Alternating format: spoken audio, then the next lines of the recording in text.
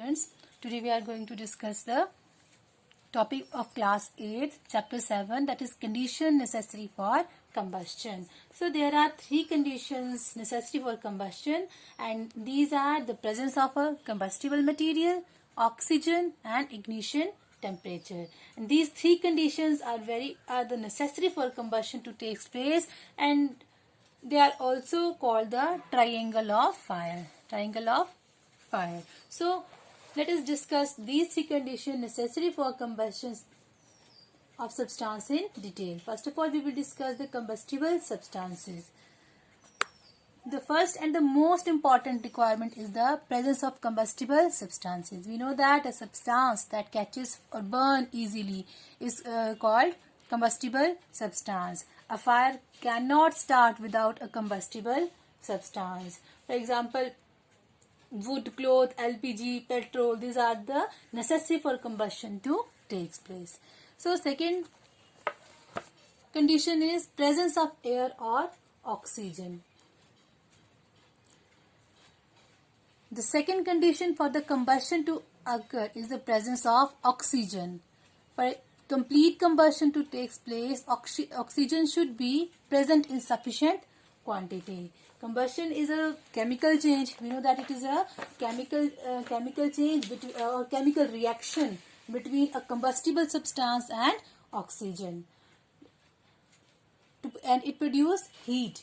For all those substances that burn in air, oxygen is the supporter of the combustion. The question arises, what do we mean by the supporter of the combustion? A substance which help in combustion is called the supporter of combustion. For example, oxygen or air. Now we can show this with the help of an activity. So to perform this activity, we require a candle, a matchstick, and a glass container, and a plate. So let's perform this activity to understand it.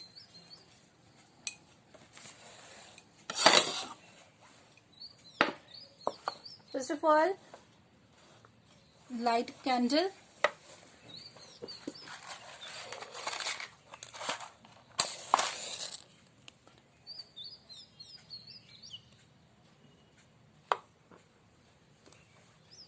Now, first of all, you have to light a candle and place it on a plate. Now you can see that this is. Now, second thing, if you have a glass jar or a glass tumbler, now cover the burning candle with a glass jar or glass container, whichever you have. You will see that the candle stop burning after some time.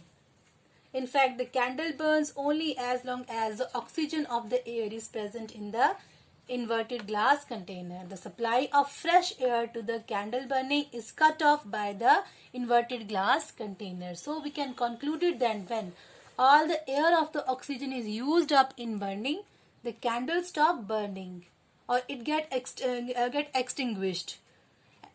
This proves that the oxygen or air is necessary for combustion to take place.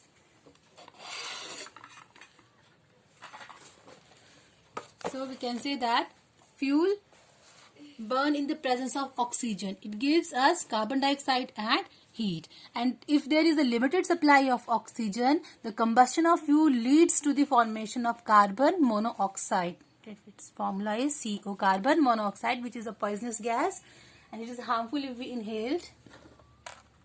The third condition that is required for the combustion is attainment of the ignition temperature. As Jenny seen that the wood and coal are fuels, but they do not start burning on their own.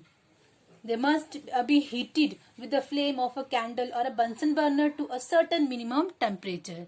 Or a combustible substance start burning when it attains a particular temperature, and the minimum temperature or the lowest temperature at which the substance catches fire and start burning is called its ignition temperature, and it is also known as the kindling temperature.